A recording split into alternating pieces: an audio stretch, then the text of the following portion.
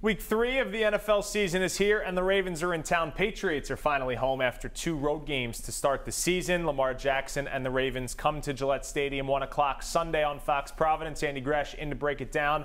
Gresh, I know we talked a little bit about it on Sunday after the win against the Steelers. Now we've had some time to think about this matchup. What strikes you from, an offensive and defensive perspective? Big playability for Baltimore. We know that Lamar Jackson can hit the home run ball via the pass. It's one of the good things he's doing that in terms of throwing the ball. And he's got the ability to make big plays with his legs. So with Baltimore, you got to make sure to limit those big plays. And then I admit, Morey, defensively, I'm having a hard time evaluating them. They played the Jets, who stink. I don't care what anybody says. Flacco threw for like 300 yards last week. Come on, garbage time. Cleveland's a bunch of dodos anyway. And then you got that fourth quarter of Miami lighting them up, where I can understand that some of the fast guys are going to get behind you. But that many times where you're up 35-14 and then you whiz it away late in the fourth quarter. So defensively, I think they're wounded. I don't know if they're as good against the run. And their guys that are good on the back end are dudes that are just kind of getting reintegrated. Guys like Marcus Peters. So I don't know if they're going to be playing with a full deck. But I know this, the Patriots offense, the wide receivers have a chance to make some plays this week against this Baltimore defense. We will get into your keys, but I want to touch on the fact that the Patriots are at home. Does that give this team any boost on Sunday? Yeah, I think so. It needs it, quite honestly. And I do think these guys want to have a good showing at home. Again, home field has always mattered here. Last couple of years, and even in the Cam Newton COVID year, it was kind of up and down. You didn't have that feel in 2020. Taking a while for people, I think, to get in on this team or at least really buy in this group. That said, we know Gillette's going to be whooped up. And I think this is one of those weeks where we've talked about playing close, right? Keep it within 7 to 10 points. Patriots can do what they want to do offensively. I think first quarter imperative. Go out, punch them in the mouth, get the crowd into it, let them whoop it up a little bit, try to set the tone early. Yeah, maybe the offensive line can be as dominant as they were in the fourth quarter on Sunday. Mac Jones talked this week about it doesn't matter if the offense looks pretty or not at times. He only cares about the W or the L at the end of the day.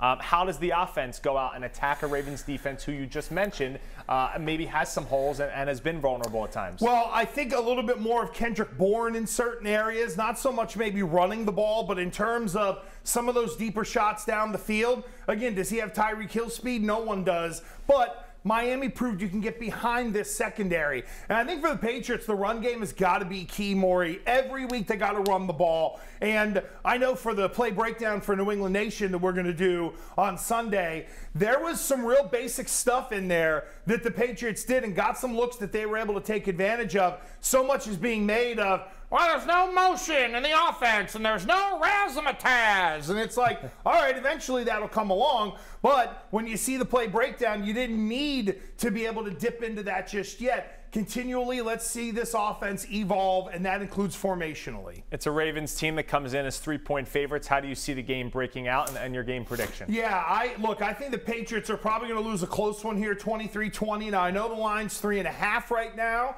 so that would give you a Patriots win. Again, it's a close one.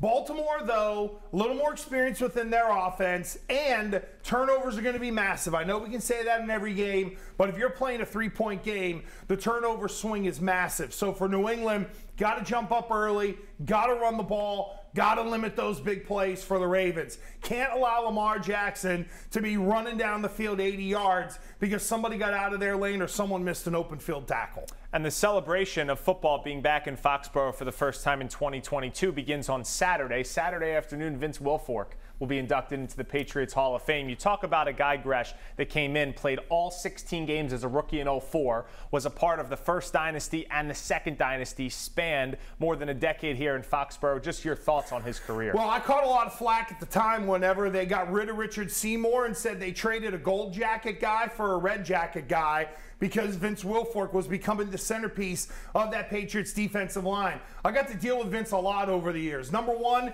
you'll realize his wife Bianca's in charge. It don't matter. He was 350 pounds. He was scared of a woman, and most people were, because Bianca has that kind of personality. But for Vince, this is the just due.